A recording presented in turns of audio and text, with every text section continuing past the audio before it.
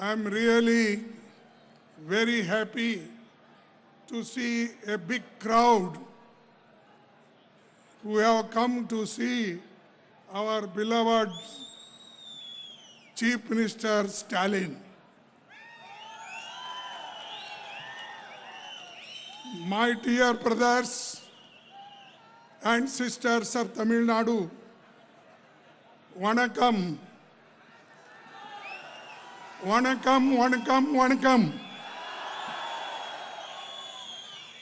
I stand before you today with immense pride and affection alongside my dear friend, your Chief Minister, Thiru M.K. Stalin.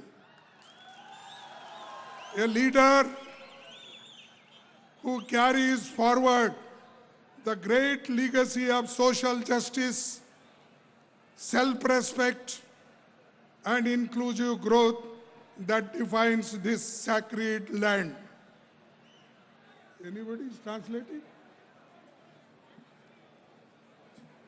This is the land of Periyar, of Anna, and this is the land of Kalingar, leaders who taught India the meaning of dignity, rational thought, and equality. And today, under the leadership of Dravidian Munnetra Kazhagam and its alliance with the Indian National Congress, those ideals are not just remembered, they are being practiced, protected, and strengthened. A historical victory against delimitation attempt. And friends, I am especially happy to be here at a moment when the spirit of victory is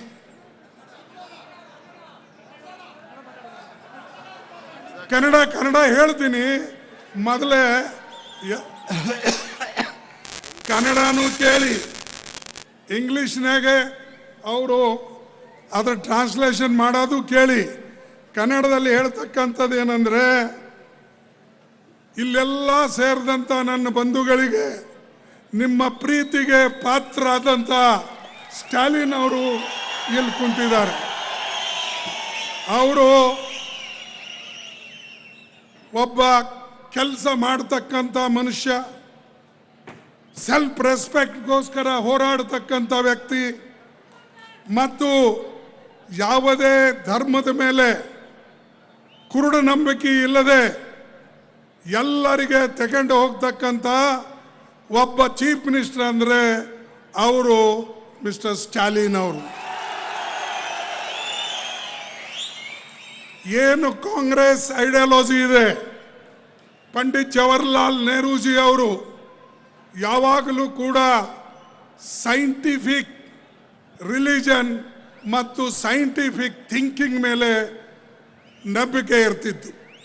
ಅದೇ ರೀತಿಯಾಗಿ ನಮ್ಮ ಕಲಿಂಗಾರ್ ಅವರು, ಪೆರಿಯಾರು, ಅಣ್ಣಾದುರೈ ಅವರು, ಇವರೆಲ್ಲರೂ ಕೂಡ ಕುರುಡ ನಂಬಿಕೆ ಮೇಲೆ ಎಂದೂ ಕೂಡ ನಡೆದಿಲ್ಲ.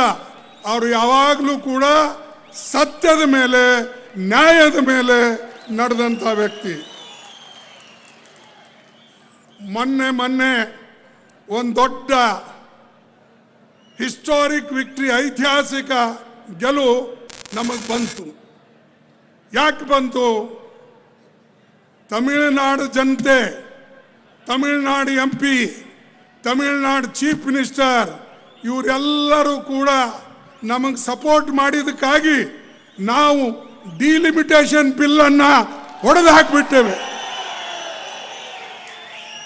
ಅವರು ಹೇಳ್ತಾರೆ ಇದು ಡಿಲಿಮಿಟೇಷನ್ ಬಿಲ್ ಅಲ್ಲ, ಇದು ಮಹಿಳಾ ಒಂದು ಅವರಿಗೆ ಕೊಟ್ಟಂತ ರಿಸರ್ವೇಷನ್ ಬಿಲ್ಲು. ಇವರು DMKದವರು, ಕಾಂಗ್ರೆಸ್ದವರು, TMCದವರು ಮತ್ತು SP ದವರು ಸೇರಿ ಇದನ್ನು ಈ ಬಿಲ್ಲಿಗೆ ಕೆಡವಿದ್ದಾರೆ. ಅದಕ್ಕಾಗಿ ಹೆಣ್ಣುಮಕ್ಕಳು ಎಂದೂ ಕೂಡ ಕ್ಷಮಿಸೋದಿಲ್ಲ ಅಂತ ಹೇಳಿ ನಿನ್ನೆ ಮೋದಿ ತನ್ನ ಭಾಷಣದಲ್ಲಿ ಹೇಳ್ತಾ ಇದ್ದ. ನಾನು ಮೋದಿ ಅವರಿಗೆ ಹೇಳ್ತಾನೆ, ಮಿಸ್ಟರ್ ಮೋದಿ, 2023ರಲ್ಲಿ ಈ ಕಾನೂನು ಪಾಸ್ ಆಗಿದೆ, ನೀವು ಯಾಕೆ ಇದನ್ನ ಇಂಪ್ಲಿಮೆಂಟ್ ಮಾಡಲಿಲ್ಲ? ಈ ಪ್ರಶ್ನೆ ನನಗೆ. He did not bring that act, bill. He kept quiet for 30 months. And today he is asking, the Congress is against Mahilas, the DMK is against the Mahilas, and other opposition parties are against the Mahilas. We are for Mahilas. We are for democracy. We are for justice. And we are the people standing with always public. Justice, equality, we are standing. And Modi, for what? He is standing for Chaturvarna, against Sudra, against women. Modi is there. So we want Modi or you want Stalin? Whom you want? You want Stalin? You want Rahul Gandhi? You want Rahul Gandhi? Stalin? Then unitedly vote for Congress, vote for DMK, and vote for alliance. Then only this Modi will keep quiet. I congratulate you. Earlier, you people voted for this DMK alliance and Congress. That's why we were able to stop that amendment. Delimitation. It is not Mahila Arakshan bill. ಅದು ಏನು ಮಹಿಳೆಯರ ಬಗ್ಗೆ ಇದ್ದಂಥದ್ದಲ್ಲ, ಅದು delimitation ಕಾನೂನು. Delimitation ಅಂದರೆ ತನಗೆ ಮನಸ್ಸಿಗೆ ಬಂದಂಗೆ ಇವತ್ತು ಹೊಸೂರು ತೆಗೆದು ಇನ್ನೊಂದು ಜಿಲ್ಲೆಗೆ ಹಾಕೋದು, ಆ ಜಿಲ್ಲೆಯಲ್ಲಿ ಅವರಿಗೆ ಚೆನ್ನಾಗಿಲ್ಲ ಅಂದರೆ ತೆಗೆದು ಇನ್ನೊಂದು ಜಿಲ್ಲೆಗೆ ಹಾಕೋದು. ಹೀಗೆ ಅವರು ಒಟ್ಟಾರೆ ವಿರೋಧ ಪಕ್ಷದವರ ಏನು ಓಟ್ಗಳಿವೆ ಅದನ್ನು ಡಿವೈಡ್ ಮಾಡಿ ರೂಲ್ ಮಾಡೋಕ್ಕೆ ಅವ್ರು ಪ್ರಯತ್ನ ಮಾಡಿದ್ರು. ಅದಕ್ಕಾಗಿ ನಾವು ಡಿಲಿಮಿಟೇಷನ್ ಆಕ್ಟ್ ವಿರುದ್ಧ ಇದ್ದೇವೆ ಹೊರತಾಗಿ ಮಹಿಳೆಯರ ಬಿಲ್ಲಿನ ವಿರುದ್ಧ ಇಲ್ಲ. ಮಹಿಳೆಯರು 1/3 ಕೊಡಬೇಕು ಅಂತ ನಮ್ದಿದೆ. 1/3 ಕಾನೂನು ನಾವು ಪಾಸ್ ಮಾಡಿದ್ದೇವೆ.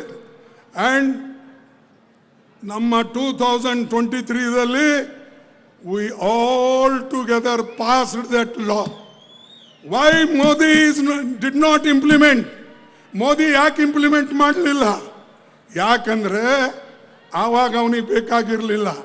ಈಗ ಯಾಕೆ ಬೇಕಂದ್ರೆ DMKಗೆ ಸೋಲಿಸಬೇಕು, ವೆಸ್ಟ್ ಬೆಂಗಾಲ್ದಲ್ಲಿ ತೃಣಮೂಲ್ ಕಾಂಗ್ರೆಸ್ಗೆ ಸೋಲಿಸಬೇಕು, ಕಾಂಗ್ರೆಸ್ಗೆ ಸೋಲಿಸಬೇಕು.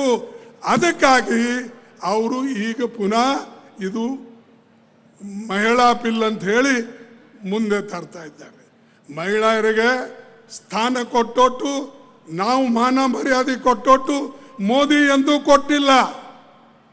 ಅವರ ಫಿಲಾಸಫಿ, ಐಡಿಯಾಲಜಿ ಏನಿದೆ?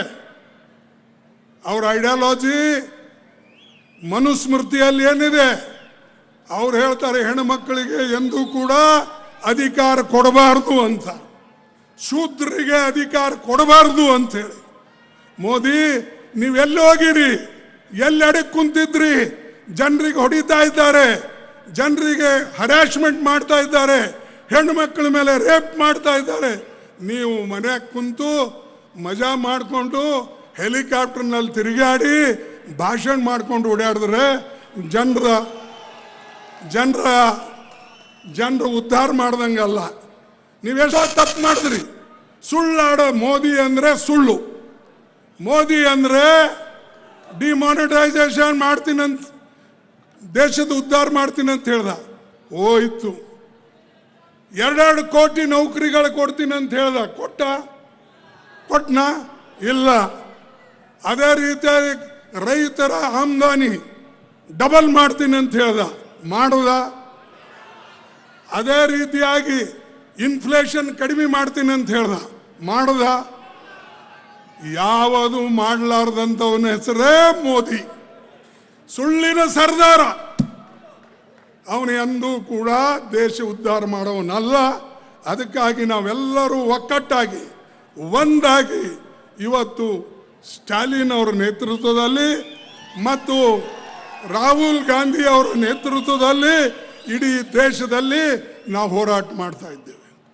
ರಾಹುಲ್ ಗಾಂಧಿ ಕನ್ಯಾಕುಮಾರಿಯಿಂದ ಕಾಶ್ಮೀರವರೆಗೆ ನಡ್ಕೊಂಡು ಬಂದರು. ಮೋದಿ ಎಂದರು ನಡೆದಿದ್ದಾನ? ಜನರಿಗೆ ಕುಂತಲ್ಲೇ ಪೂಜೆ ಮಾಡೋದು, ಗುಹೆದಲ್ಲಿ ಹೋಗೋದು, ಜಪ ಮಾಡೋದು, ಗಂಗಾದಲ್ಲಿ ಹೋಗಿ ನೀರು ಹಾಕೊಳ್ಳೋದು.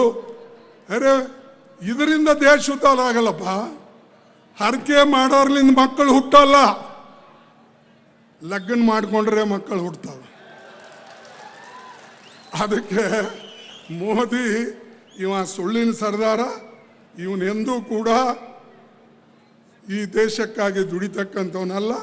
ಅವನಿಗೆ ಒಂದೇ ಒಂದು ಗುರಿ, ಹೆದರಿಕೆ ಏನಂದರೆ ಸ್ಟಾಲಿನ್ ಹೆದರಿಕೆ. ಯಾವಾಗ ಈ ಬಿಲ್ಲನ್ನು ಸ್ಟಾಲಿನ್ ಅವರು ಹೊರಗಡೆ ತಂದು ಇದಕ್ಕೆ ಸುಟ್ಟು ಭಸ್ಮ ಮಾಡಿದ್ರು, ಆವಾಗ